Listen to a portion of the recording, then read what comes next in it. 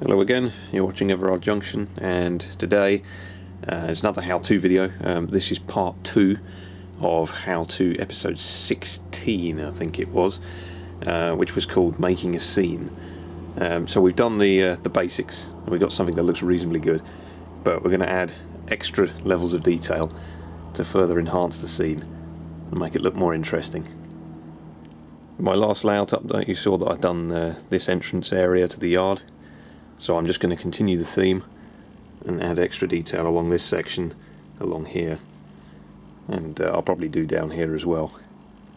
So we've got a nice scenic area. The first thing I'm going to do is just paint the fence.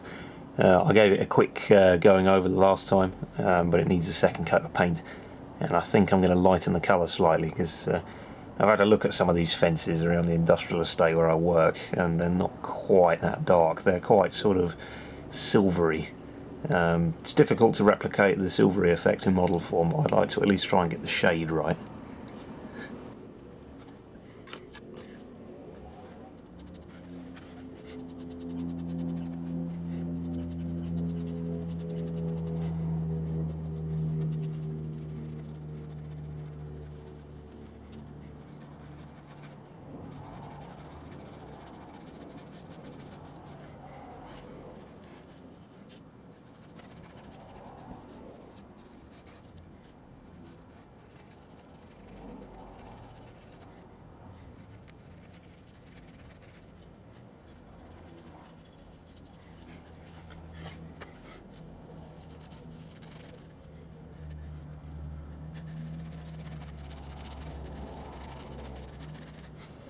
Next thing I'm going to do is add in some bushes, and I'm going to progressively make the bushes more overgrown the further up the road we get. So I've got a couple of bushes here. I'm going to be using the Woodland Scenics olive green. There's loads of other colours as well. They've got quite a good range, so just pick whatever colour you fancy and whatever sort of fits the season and the place you're trying to represent.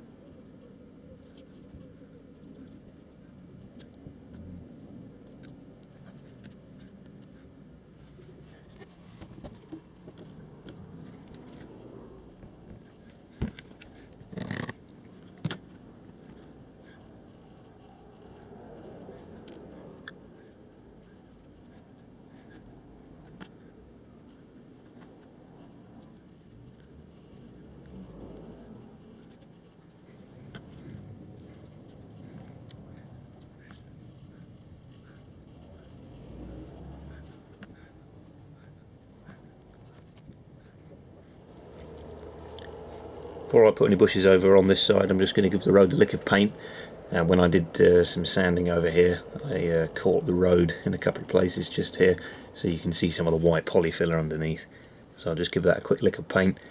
The reason why I do the painting first is because if you were to put a load of bushes along here and then do the painting, first of all you'd risk getting the paint on the bushes, and also you wouldn't be able to get the paint underneath the edge of the road where it goes underneath, under where the bushes are sitting, so it would look a bit strange. So I always try and do any painting or anything first.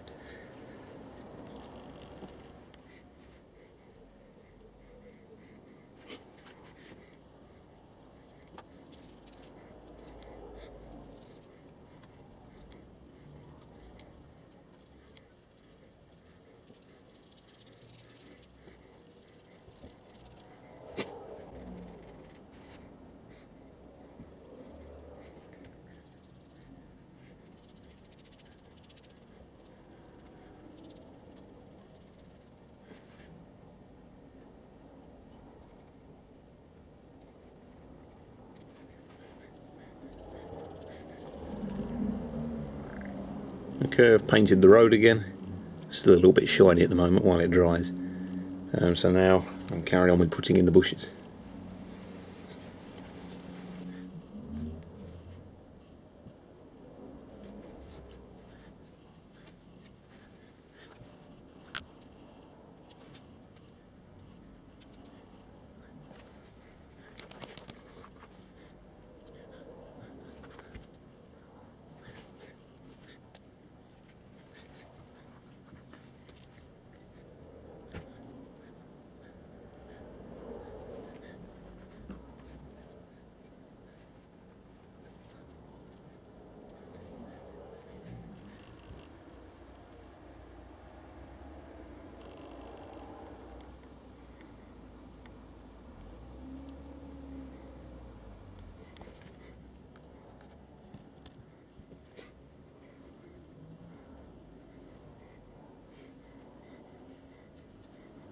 Okay, so the bushes are dry.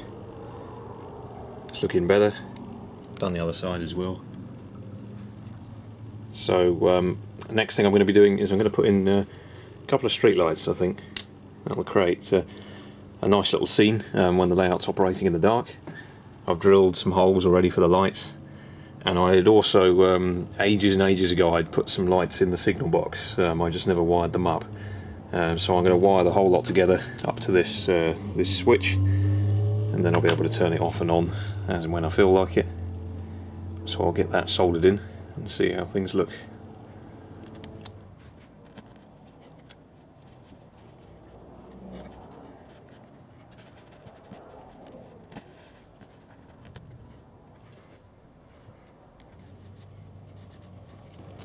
I'll have to do the rest of the wiring for these underneath, which is always a pain.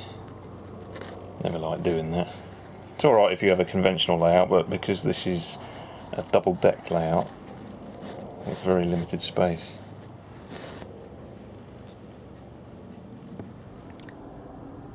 Okay, they're both in and working. I'm yet to put the signal box over there. I'll do that in a minute. But they look pretty good. What I will do is just put a little bit of glue on the bottom of each one to keep them in the right place. You'll find that when you put things like street lights in, the wires under the baseboard will try and spin them, and they won't always stay the right way round. So I'm just going to glue those in, and I'll also give them a quick lick of grey paint as well.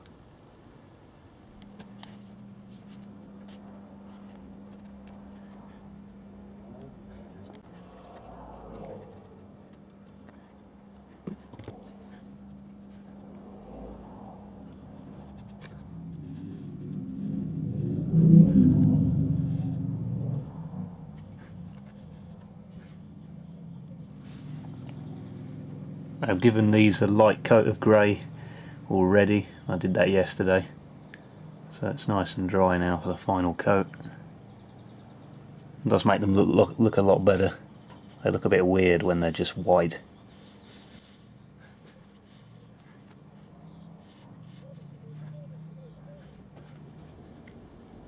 There we go, signal box is back in. It's looking pretty good. It's a nice little night scene. The level of light in the signal box is about right. I really try not to overlight buildings, partly because you can end up with the light bleeding through the resin and then you end up with a giant sort of glowing box. But when you actually look at a building at night, there's not a huge amount of light that sort of radiates from it. It's not like a giant beacon of light, so I try and keep things looking realistic.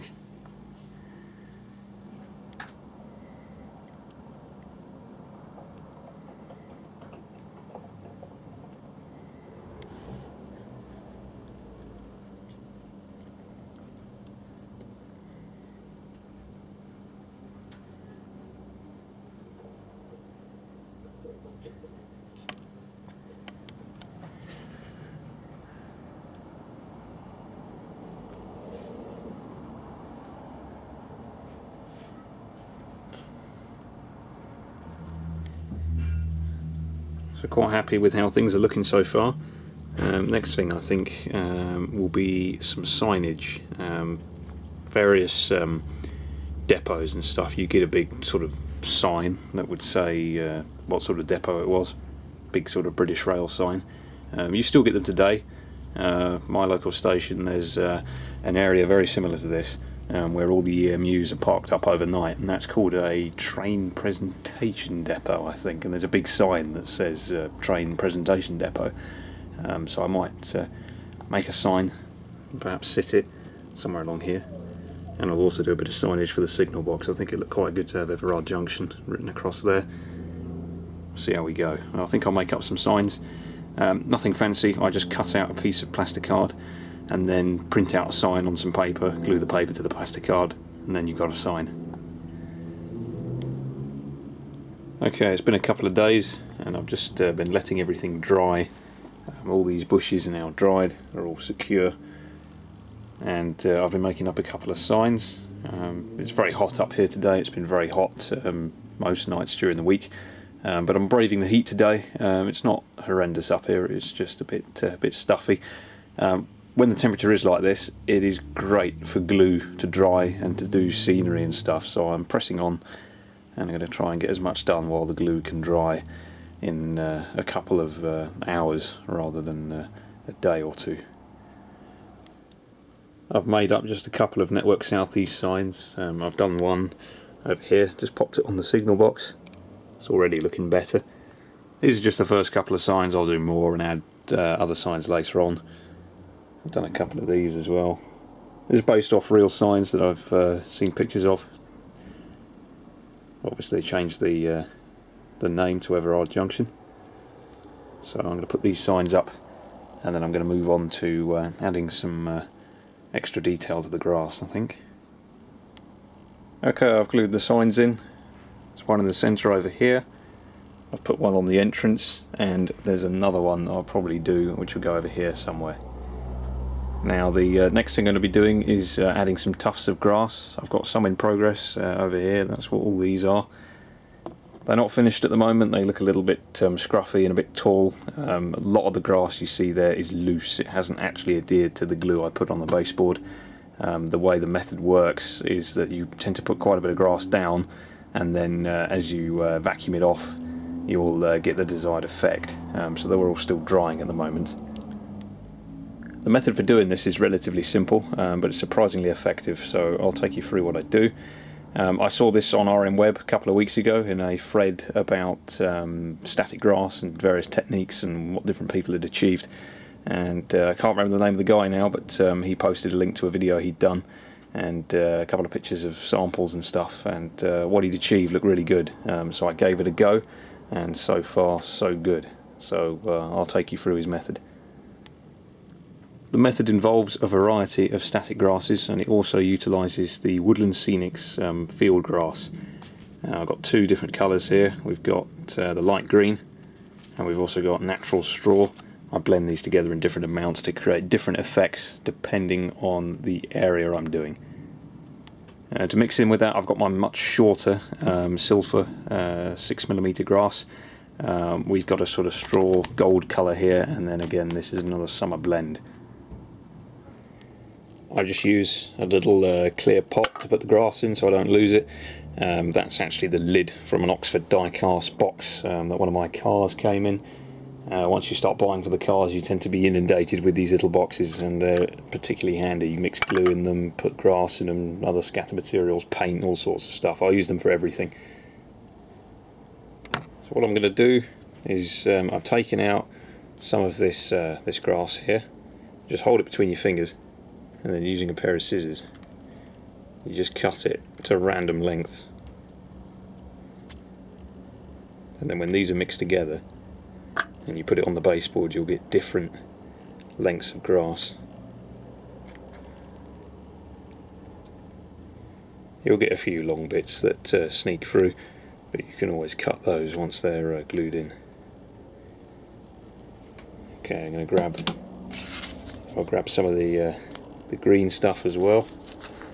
A little bit of this.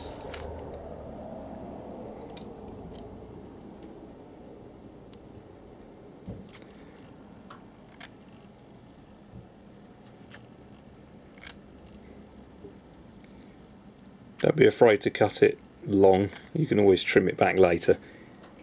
And if you actually go to a park or a nature reserve or somewhere where there's a lot of wild field grass, or just go to your local railway line, look over the edge and look at the side of the line, especially around summertime, you'll see that the grass can get extremely tall depending on the type of grass and where it is.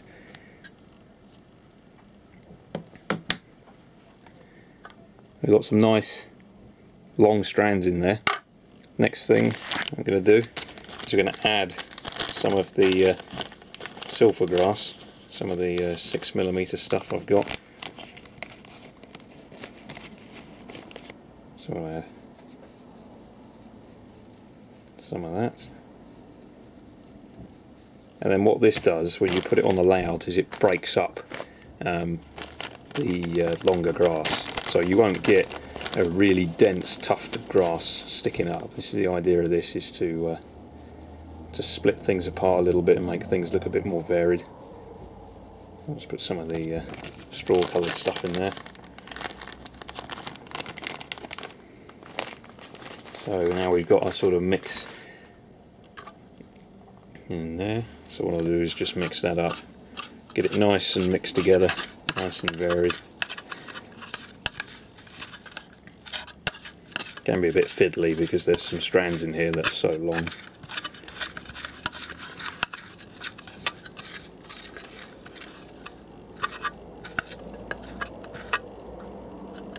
Okay, there you go. Reasonably varied.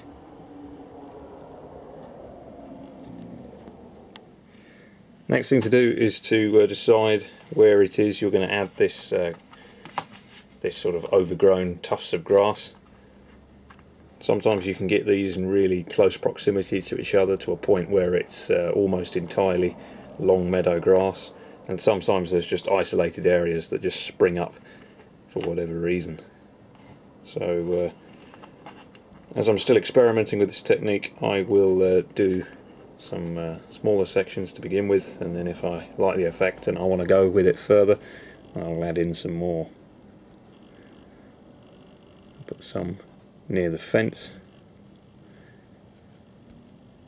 some near the edge of the line as well. Try not to make it too uniform. You want it to look varied and wild. Another piece there, make that bit a bit bigger. Okay, we'll give that a go. Okay, so what we're going to do now is take some of the grass, not all of it, a little ball of it like that, and you want to put it on the palm of your hand. What you want to try and do is roll it into a cigarette shape. It rolls best if you push quite hard on it. There we go. That's the sort of thing you want to get. If you want to make it a bit thinner and build the grass up a little bit more, then feel free, and I'm just going to stick with that. Okay, so if you go up to the scenery with your stick of grass, push it into the ground, and then once you've done that and pushed it in, let go, move a bit further up, and then that way the tufts that have contacted the glue will stay where they are. Do another one here. Just coming to drift a bit at the bottom there, push a couple down, lift it up. Same again over here. It'll look a bit silly to begin with, as you can obviously see, because we've got loads of grass that are stuck to the ground. But once we vacuum it off, you'll get a much more realistic effect. I'm just going to roll some more in my hand. There we go. Got another long strand of grass. Push that into the scenery. There you go, that's quite a good bit long. I can cut that down.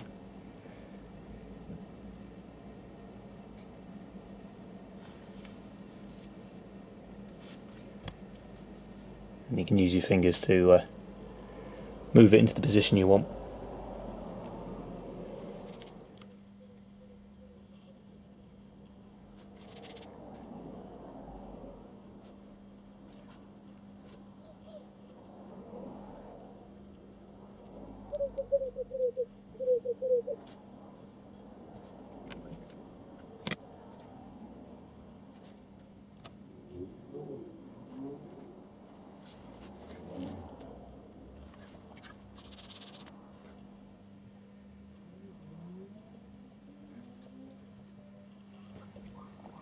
Going to continue the effect over by the fence.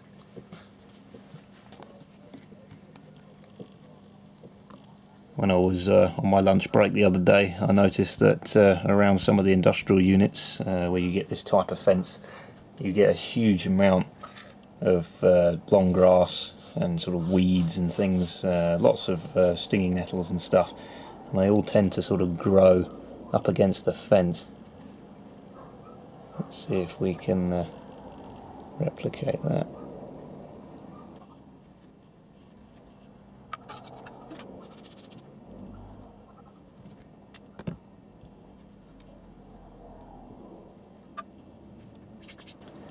And once that's dry, most of that will vacuum off, and then it'll look a little bit more realistic.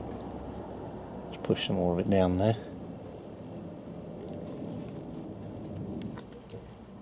Okay, I've added a few bits of tall grass in places. I'll wait for that to dry before I do anything more with it.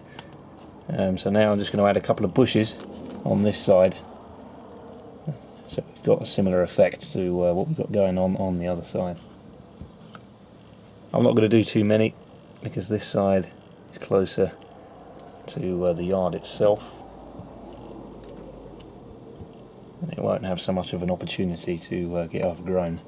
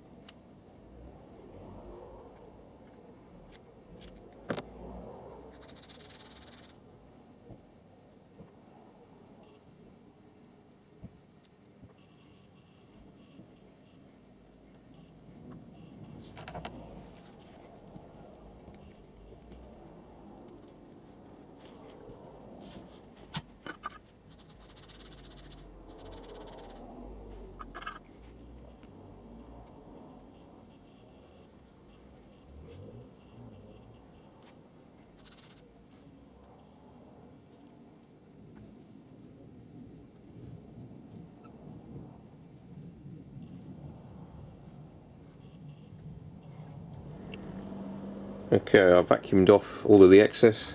You get quite a bit when you do that, so I just pop it in a pot so I can use it again. And it's looking pretty good. It's thinned it out.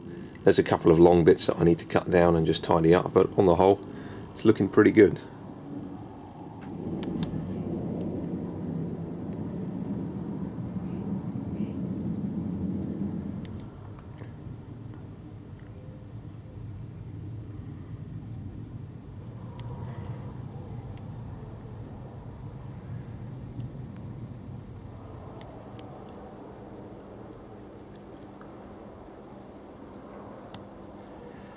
Next thing I'm going to do for this area is add in some people.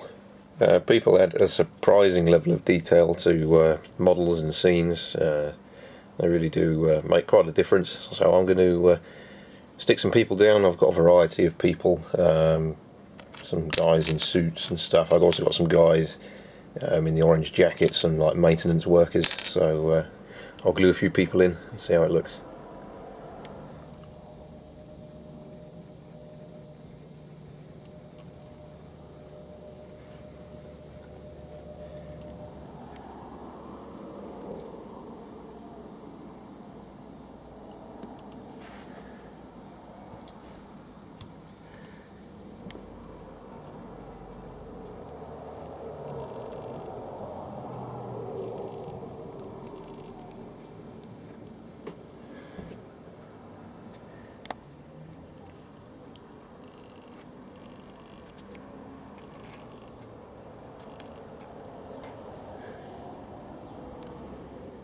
I'm pretty happy with this at the moment. I will inevitably come back to it and add even more stuff, but for now, pretty pleased with it.